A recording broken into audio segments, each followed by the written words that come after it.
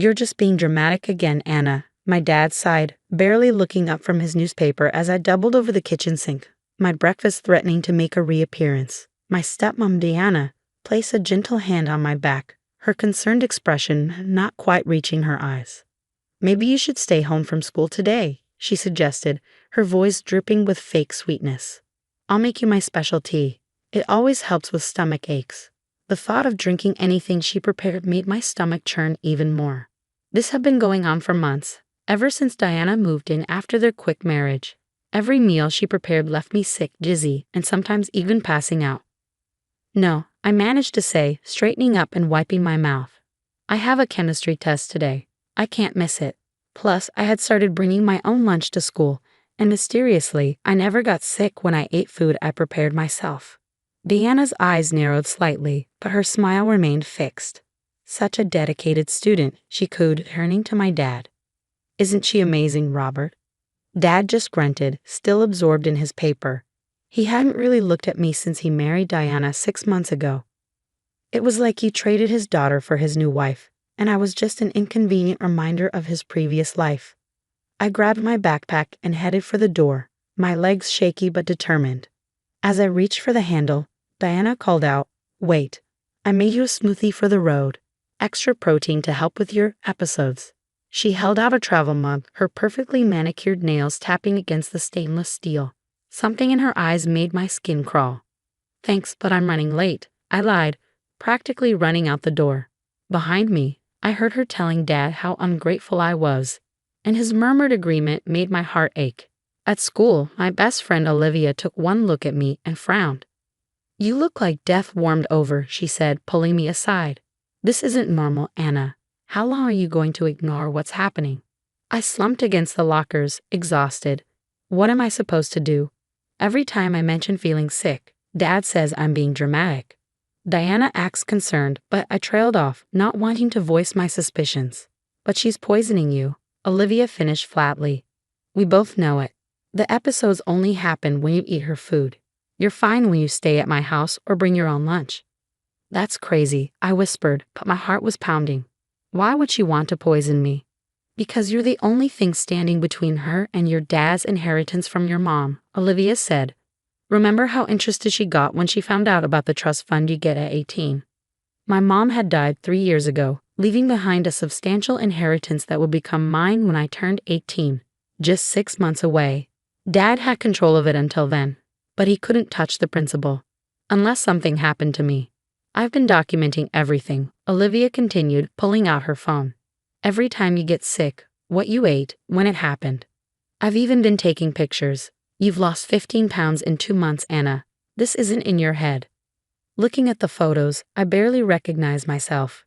My normally healthy complexion was pale and drawn, dark circles under my eyes making me look years older. When had this happened?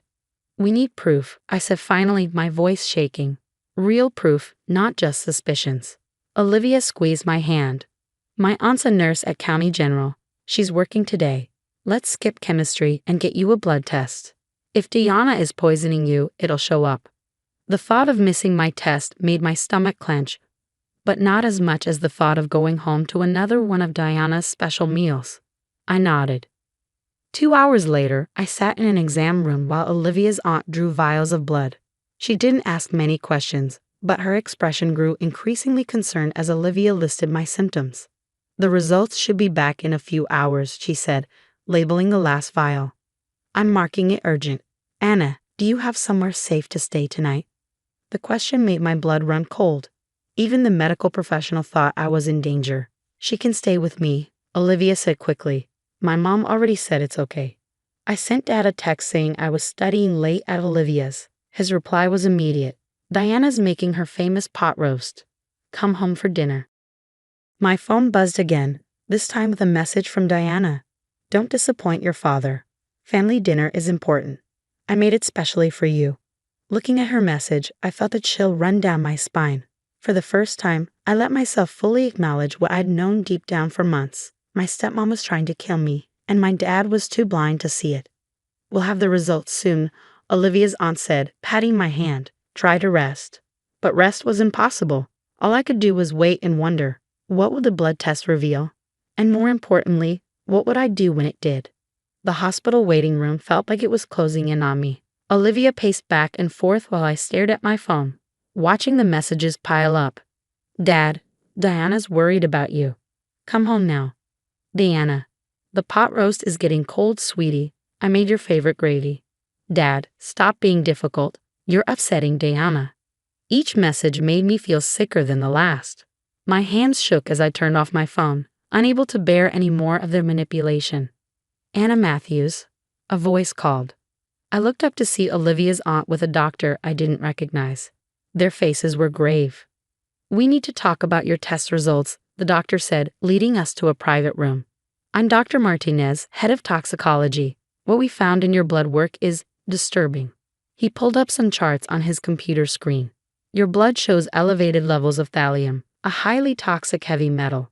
It's often called the poisoner's poison because it's colorless, odorless, and the symptoms can mimic other illnesses. My heart stopped. Thallium. Yes. It's commonly found in rat poison, but it's strictly controlled. Someone would have to deliberately obtain it and administer it regularly to cause these levels. Dr. Martinez leaned forward. Anna, is there someone who might want to harm you? Before I could answer, the door burst open. A police detective walked in, followed by 2 uniformed officers. I'm Detective Sarah Torres, she said, showing her badge. The hospital called us when they saw your results. We need to ask you some questions. The next hour was a blur. I told them everything. The mysterious illnesses that started when Diana moved in, how I only got sick from her food, the trust fund I'd inherit in 6 months. Detective Torres recorded everything while her partner took notes. We've seen this before, Detective Torres said grimly. The gradual poisoning, the gaslighting, the inheritance motive. Your father's new wife fits the profile perfectly. But my dad, I started, tears finally spilling. He wouldn't let her. Your father might be a victim of manipulation himself, she said gently, or he might be involved. We'll need to investigate both possibilities. Suddenly, my phone rang. Dad again. Detective Torres nodded. Answer it. Put it on speaker. Anna, where are you? Dad's voice was angry. Diana's been cooking all day, and you're being incredibly rude. I'm at the hospital, Dad, I said, my voice shaking. Getting blood tests. For heaven's sake, not this attention-seeking behavior again. Diana was right, you're just jealous of her. Come home now, or what, Dad? I interrupted, finding strength in my anger. Or you'll let her poison me again. Silence. Then Diana's voice in the background. Robert, she's being ridiculous. You know I'd never. We have the blood tests, I continued. They found thallium. The police are here. The phone clattered on their end. I heard Diana's muffled voice. They can't prove anything. Robert, tell them. Detective Torres took the phone. Mr. Matthews, this is Detective Torres from Metro PD. Stay where you are. Officers are on their way to your location. She hung up and turned to me. You'll need to stay in the hospital overnight for treatment and monitoring. We'll have officers posted outside your door. What's going to happen now? I asked, feeling overwhelmed. We'll search your house, she explained. If we find thallium, Diana will be arrested.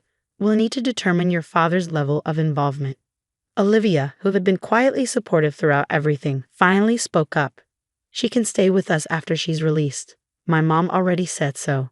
Detective Torres nodded approvingly. That's good. You'll need a safe place. An hour later, my phone buzzed with a text from our neighbor. Police cars at your house. Diana tried to run.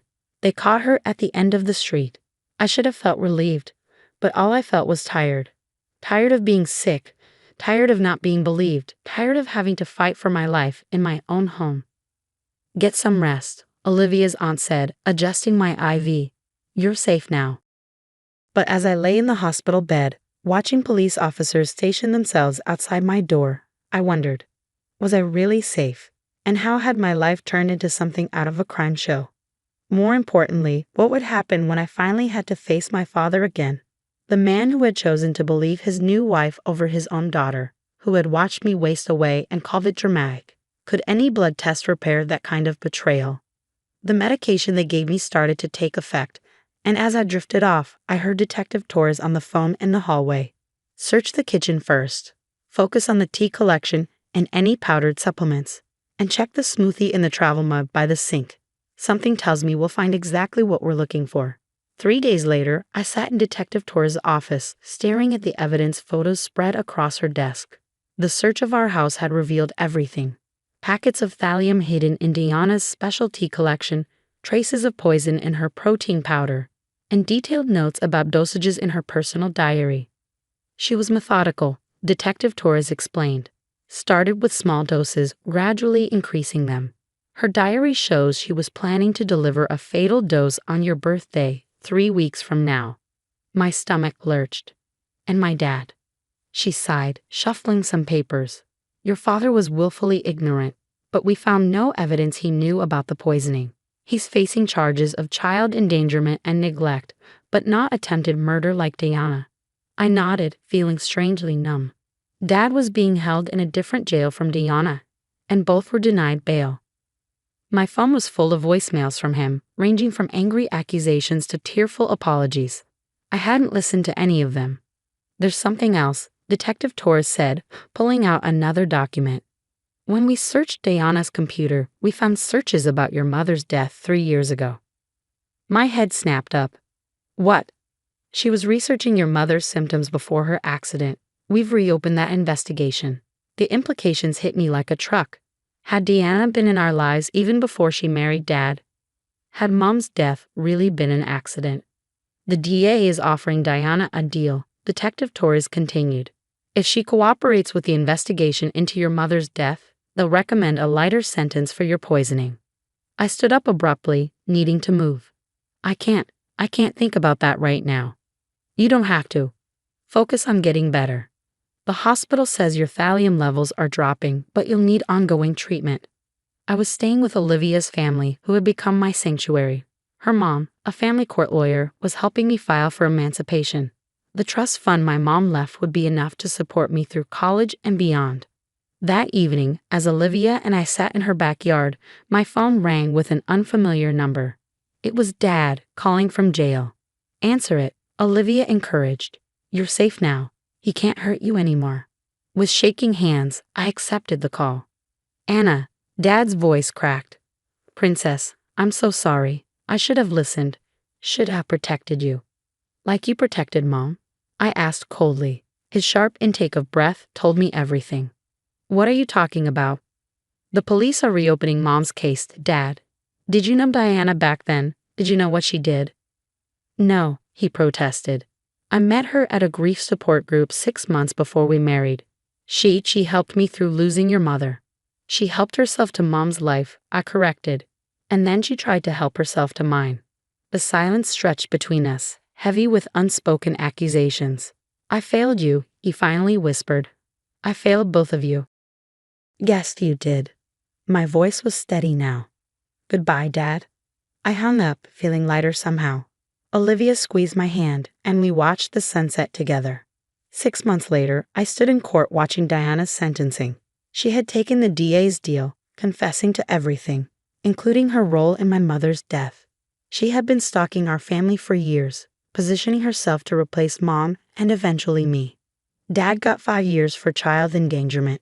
Diana got 25 to life. Neither sentence felt long enough, but at least it was over. I turned 18 the week after the sentencing, inheriting both my mom's trust fund and our family home. The first thing I did was hire a hazmat team to deep clean the kitchen. The second was to start therapy. Olivia's family helped me move back home, and slowly the house began to feel safe again. I replaced Diana's poison tea collection with my own carefully chosen herbs. I learned to cook for myself, finding joy in preparing meals that nourish rather than harmed. 1 year later, I stood in my kitchen, preparing dinner for Olivia and her family. The people who had believed me, protected me, and helped me rebuild my life. The acceptance letter to the forensic science program at State University was proudly displayed on my fridge. To new beginnings, Olivia's mom toasted at dinner. And to believing women when they say something's wrong, Olivia added firmly.